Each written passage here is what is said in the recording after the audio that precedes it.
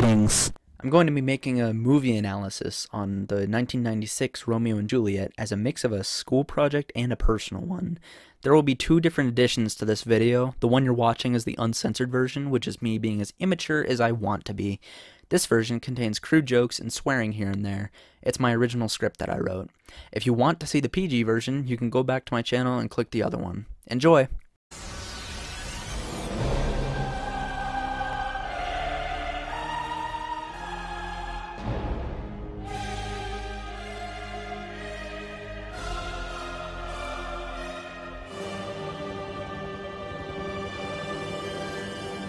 Okay, this intro is awesome. There's chaos, there's obvious conflict involving deadly weapons, fire, police are involved, the voiceover is great, the score is awesome. It really hyped me up for this movie.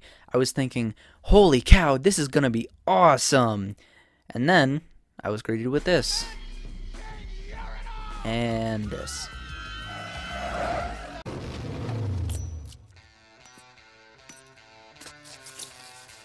It's high noon. This scene is really disappointing to me. The intro was all dramatic with the helicopters and guns, but this is just cheesy as hell.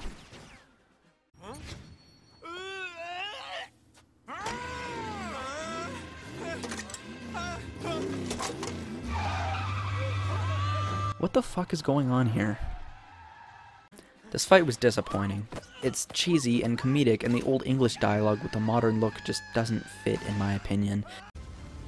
This montage, like the intro, is cool. Cops look down upon the dueling gangsters with rifles as the streets are thrown into chaos. The music is dramatic. This part of the action scene is okay. The intro sets up this expectation that this beginning fight is going to be epic, but it's not. This fight could have been insane, but the mix of the dialogue, the shaky camera, and the rapid cuts really take away from what the scene could have been. I'm not gay, but... Having mixed them short. In love. Out. Of love? Out of her favor where I am in love. Alas, that love so gentle in his view should be so tyrannous and rough and proof. Alas, that love whose view is muffled still should without eyes see pathways to his will. See, this is what I'm talking about. In this modern world, the original text seems to be them talking gibberish. The only reason I know what's going on is that I've already read this part of the story, so I know what happens, but this dialogue is adding cheesiness to the film. The Old English repeats the same or similar words over and over. Sounds kind of like they're singing a non-point song. Now if you would've waited 1 second, you wouldn't feel so second. The second I put you first, it made the situation worse. In love. Out. Of love? Out of her favor where I am in love. Alas, that love so gentle in his view should be so tyrannous and rough and proof. Alas, that love whose view is muffled still should without eyes see pathways to his will. Also, side note, Romeo and Benvolio call each other cuz, like modern slang, but it's mixed in with the original language of Shakespeare. It happens a couple more times within the film, it's a bit weird.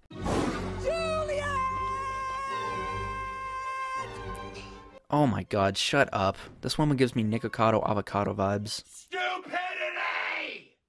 Stupidity! You stupid! I do the same thing underwater on a daily basis. Also, with what Juliet says a couple seconds later. Madam, I am here. What is your will? I can tell that she's just as tired of her mom's yelling as I am.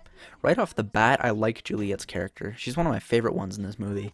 She has the same lines as the original 1400s Juliet, but her mannerisms and the way she delivers lines makes her strangely likable.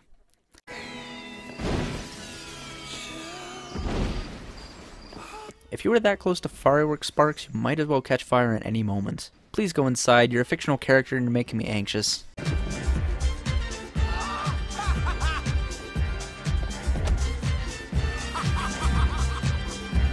Okay, this outfit is pretty funny.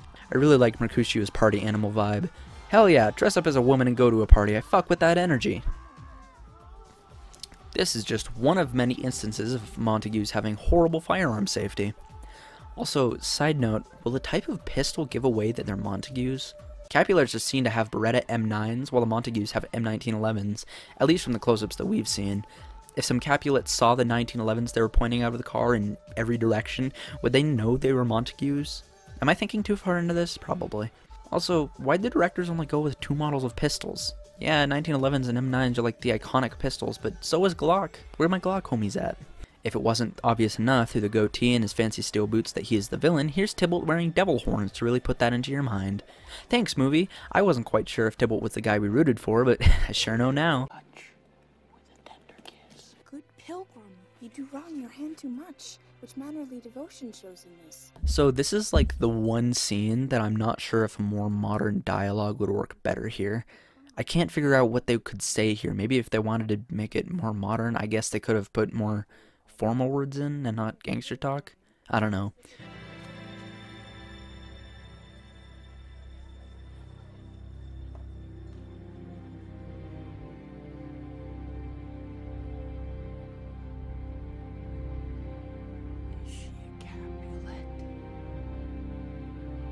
His name is Romeo, and he's a Montague, the only son of your great enemy.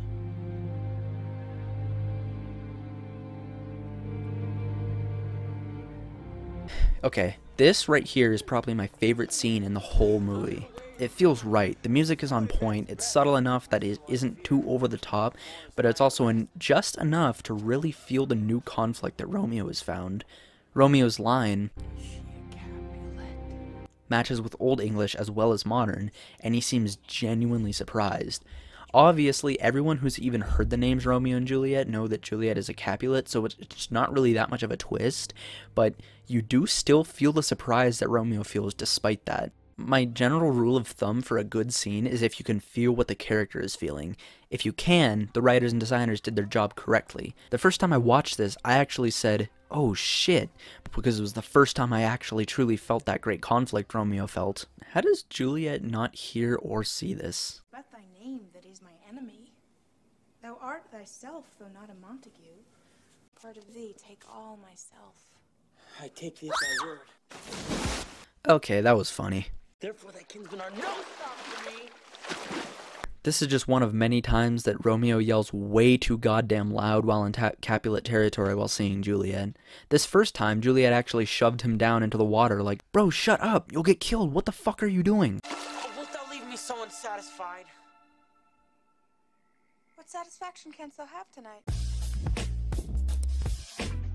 Young men's love, then, lies not truly in their hearts, but in their eyes. He was trying not to say loins, wasn't he?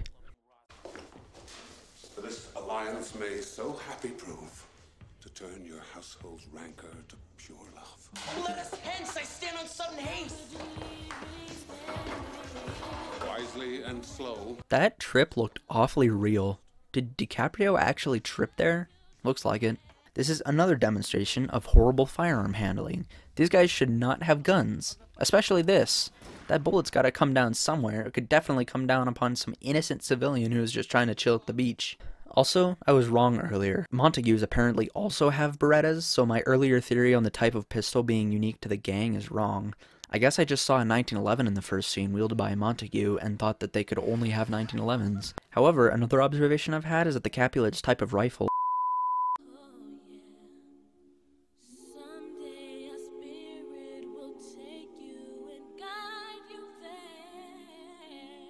I feel like this music strangely fits. It's a bit jazzy put in the place of a gospel, and at first I thought it was bad, but now I've kinda gotten used to it, and it strangely works. Good job, I guess?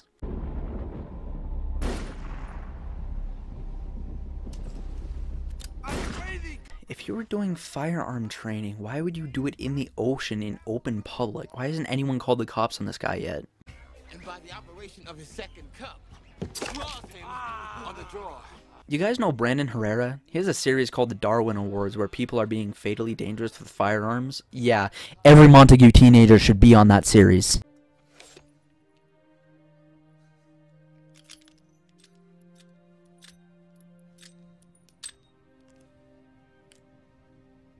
This shot confused the hell out of me at first. I had no clue what Tybalt's friend did to his magazine, but after some deliberation and a replay, now I know, so I'll explain to those who are also confused. So Tybalt sent a challenge to duel Romeo for crashing his party. This duel is one of those Old West type of duels, and if you slow it down, Tybalt now has one round left in his magazine, so they have one chance to turn around and shoot each other. It's one of those duels where you like stand back to back and then walk 8 paces or something and then whip around and try to shoot, you know the deal. Wait, Tybalt shaved? Don't know if that has any deeper meaning related to the story, but yeah, I guess he shaved. Turn and draw! Turn and draw! Test, I never injured thee, but love thee better than thou canst devise. Another dramatic scene that could be amazing is affected by the Old English dialogue. This is a change in writing from comedy to more serious matters where Mercutio, Romeo's friend, gets murdered, and the Old English dialogue again just takes away from that scene. The scene could have been so much better if it just used modern dialogue. Wait, does he have glass in the handle of his weapon? Is it skeletonized? Those rounds have to be in a magazine for the gun to function, so is the handle and the magazine made out of glass? Knowing the deadly force of a bullet's expulsion, is it even safe to handle?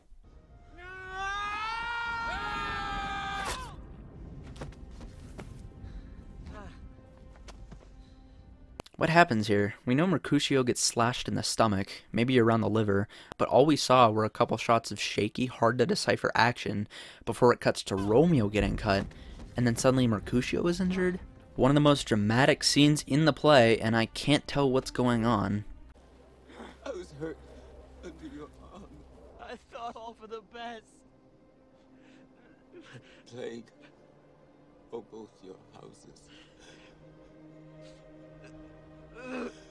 No! No! This part is pretty good. It was probably the least cheesiest scene so far. It's still got some of that in it, but it has fully embraced the dark tone that it was meant to be.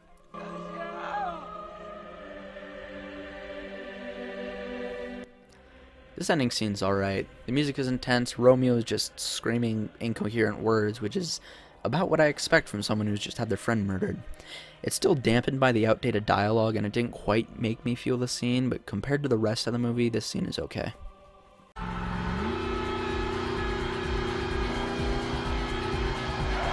Oh, that ain't good. The opening for this shot was badass as hell. Romeo's attack seemed like something you would see out of John Wick. The scene is dramatic in general, but it just isn't fully there in my opinion. I suspect it has something to do with the Old English dialogue, but it's not too cheesy.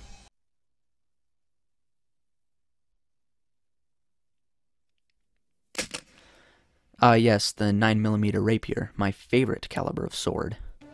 Benvolio, who began this bloody fray? Romeo, he cries aloud. Hold, friends. Tybalt hit the life of stout Mercutio. And this scene could also be great if they used a more updated modern dialogue, but with the Shakespearean way of words, they feel like actors playing a part, not a character that just had their friend murdered. Tybalt would kill thee, but thou slewest Tybalt. There art thou happy. The law that threatened death becomes thy friend and turns it to exile. Okay, so this is kind of a weird thought compared to my take on the rest of the dialogue, but Frere Lawrence's voice seems to fit the original text.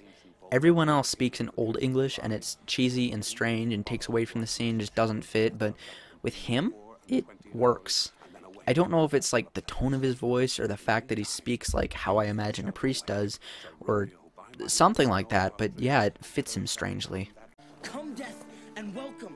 Juliet wills it so. Romeo's talking pretty damn loud here. As much as a risk he's taking sleeping with Juliet in the first place, I think he should be more mindful of, you know, not revealing himself to his mortal enemy. Also, quick thought, knowing how mothers sometimes just like walk into your room to put away clothes or something, I think it's a huge risk to have both of them snuggling overnight, because who knows what privacy Juliet's parents give her. It's very likely that her mom could have walked in on her and Romeo while they were asleep and been like, What is going on here? Breakfast! okay, bye. He looks like me when I'm late for school.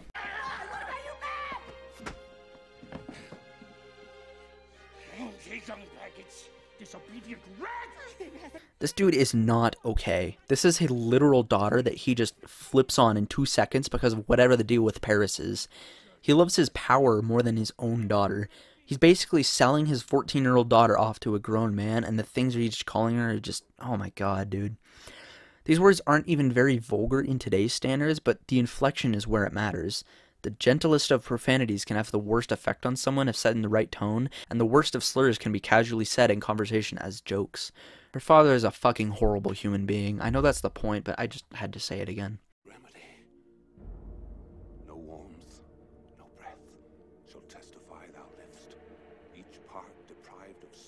government shall stiff and stark and cold appear like death. This is creepy as hell, man. Frere Lawrence staring into the camera and talking in that low tone that somehow fits Old English, talking about Juliet going into such a deep sleep she will be presumed dead.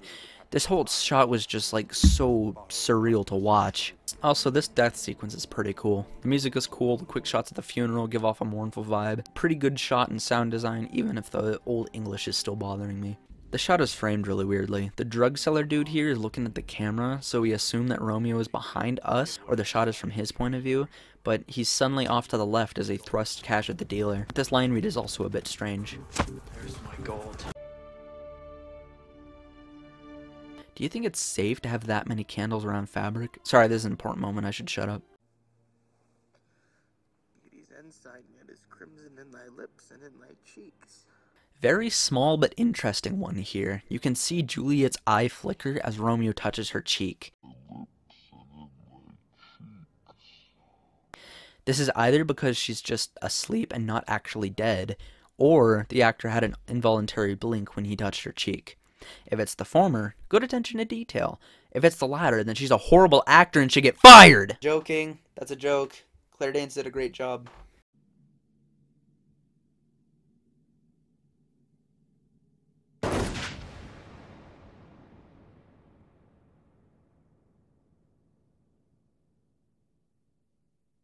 There needs to be like 10 times more blood since it was a point-blank gunshot wound into her head. No, wait a minute, is that fragments of her skull? No, wait, those are rose petals, never mind. So, wait, was all of that on a TV? Was that a news story? What's going on with TV? I'm confused. Okay, conclusion time. This movie was strange. I rate it a 4 out of 10. It had some really good parts in it and some horrible parts. The intro fight and Mercutio's death being my least favorite simply because of the decision to keep the old dialogue. Like I said, the potential for the action scene at the beginning was ruined by the cheesy lines and bad choreography. What actually happens? I don't know. People shoot things, Tybalt drops his cigar into some gasoline, which then sets fire to things, they're detained by cops. This beginning scene wouldn't be so bad if the intro wasn't set up to have us believe that we were about to see some big dramatic fighting. The transition scene also had the same dramatic montage that was somewhat decent, but after the bad fighting. As you can tell, I really hate the decision to put this original text from Shakespeare play into a modern rendition. I've mentioned this multiple times before already, but it really detracts from the scenes. It makes it cheesy, it sounds weird, especially when you put it into a setting with cars and guns. This was by far the biggest flaw of the film. The beginning scene was just disappointing. The intro told me it would be an insane fight, but due to the dialogue and the rapid, inconsistent shots, it felt like an old Wild West movie instead of a gang shootout with exploding gas tanks and cars and buildings catching fire. The dramatic scenes aren't often there with the dialogue being outdated. Okay, let me be clear. I don't hate the writing of the original Shakespeare. That's not the problem. I'm fine with the movies that are set in the 1400s using the same script, but it just doesn't match in my opinion. The dramatic scenes are cheesy due to this. The one scene that I truly felt what the director was getting across is when Romeo speaks a line that hasn't changed from medieval times. The movie gets better towards the end, with Frere Lawrence creeping me the hell out, Juliet's fake death, and Romeo and Juliet dying together. I believe this movie would have been so much better if they used updated English. The actors also deliver their lines as if they're in the 1400s and not in the 90s, which also helped adding that cheese to it. Updated English and modern voice inflections alone would bring this movie to a 7 out of 10. I already know what my English teacher is going to say when he watches my video. He's going to say, well, you don't understand the true meaning behind this scene. This gets a bit conflicting because at this point it's an expert in literature versus a film nerd. It's books versus movies. In my opinion, if the viewer can't interpret the story because of bad writing, then it's impossible to understand whatever the true meaning a visual or audio cue has. I mentioned before that my personal rule if a scene does its job or not is how much of the character's emotions I feel myself. If I can feel what a character is feeling, then the scene has done its job. If I feel anguish or grief over a fictional character's grief or death, then it's a good scene. A big example I take for this is Avatar: The Last Airbender, Season 2, Episode 15, The Tale of Iroh. In Avatar, we never see Lu Ten. All we know is that he's Iroh's son who died in combat. We haven't established opinions or feelings about him, but we do have feelings about Iroh. Iroh kneels by a tree, makes a memorial for his son, and sings in a shaky tone that's so incredibly heartbreaking. I cry every time I watch this scene. I don't know who Lu Ten is, I have no clue what kind of person he is, but I sure as hell miss him. mainly through Iroh. I feel his grief and his pain even though his son is unknown to us. This is something that makes me feel exactly what a character is feeling. This is good writing. Take Romeo and Juliet, and I can't understand what the characters are feeling or going through because it's either due to the dialogue or the strange framing of scenes. This is an incredibly sad tragedy of two lovers who are never allowed to see each other, and through an incredible misunderstanding, they take their own lives. I shouldn't be focused on if the dialogue or the acting is bad or not. I should be focused on the dark tone of this play. Except for that one scene, I never felt for Romeo. Although the scene was cool, I didn't feel for Romeo and Juliet at the end of the movie. Is this all to blame on the choice of dialogue? No, but quite a lot of it is. This is definitely going to be a controversial take, so I'd love to hear people in the comments, and if you're watching this in class, I'd love to hear the class's opinions too. Thanks for watching me beat up Romeo and Juliet for 20-something minutes. Like, subscribe, do all that, bye.